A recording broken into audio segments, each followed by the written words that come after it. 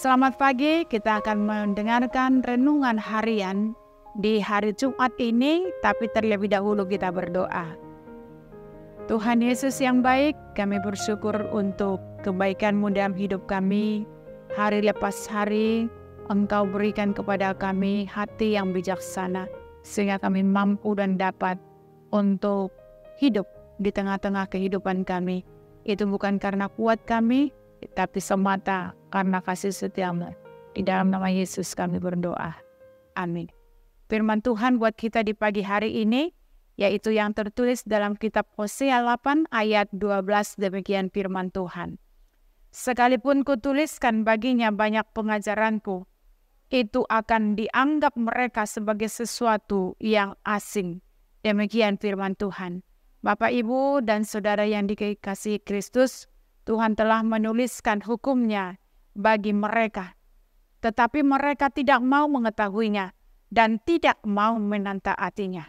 Selama manusia meremehkan kebenaran dan ajaran firman Allah dan peraturan ibadahnya, semua perayaan dan persembahan, betapapun mahalnya yang mereka rencanakan sendiri, akan menjadi dosa mereka.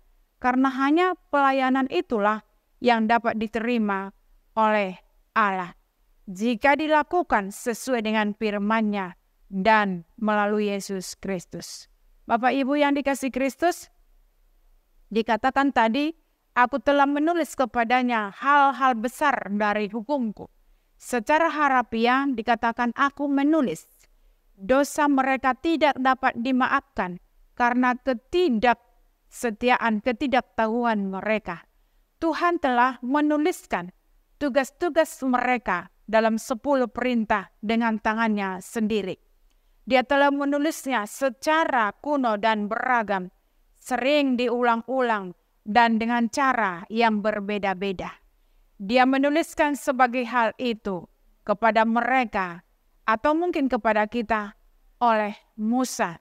Bukan hanya untuk saat ini saja, namun agar hal-hal itu terus-menerus terlihat di depan mata mereka. Seolah-olah Dia mau menulis. Dia telah menulis kepada mereka sejak itu dalam sejarah mereka. Bapak Ibu, dikatakan perkataan masih terngiang-ngiang di telinga mereka melalui ajaran para nabi. Tuhan tidak hanya memberikan hukum atau wahyu-Nya saja kepada untuk selamanya, lalu dikatakan tadi meninggalkannya. Melalui pemeliharaannya dan oleh para pelayannya, tidak mempunyai alasan lagi. Bapak Ibu yang dikasihi Kristus, dikatakan umat sama sekali tidak mengenal Tuhan. Karena apa? Karena mereka hidup di dalam dosa. Padahal Tuhan sudah menulisnya. Dikatakan, kutuliskan baginya banyak pengajaranku. Tetapi karena mereka tidak mengenal Allah, maka mereka tidak memahami dan mengerti apa yang dituliskan oleh Allah itu. Mereka tidak tahu siapa Tuhan itu. Perintah-perintah Tuhan sama sekali tidak dipahami oleh umat dan asing bagi mereka. Kita melihat tema yang Tuhan tekankan kembali dalam seluruh nubuatan itu kepada Israel. Tuhan memberikan perintah-perintahnya dan umat tidak mengetahui perintah-perintah itu. Umat tidak mengetahui karakter Tuhan. Umat berpikir bahwa jika mereka terus beribadah secara lahiriah, Tuhan akan senang dan akan terus memberkati mereka. Kita melihat pemikiran ini. Kalau kita baca di dalam ayat 13 dikatakan, mereka mengorbankan daging dan memakannya, tetapi Tuhan tidak menerimanya. Orang-orang membawa ibadah mereka, dan itu tidak ada artinya bagi Tuhan. Datang beribadah tanpa cinta dan pengetahuan kepada Allah juga sama dengan menabur angin. Manusia akan dihukum dan dikembalikan ke perbudakan. Kalau kita baca tadi di dalam ayat 13, Israel telah melupakan Tuhan seperti yang terlihat dari kenyataan bahwa mereka tidak mengenal di dalam ayat 14.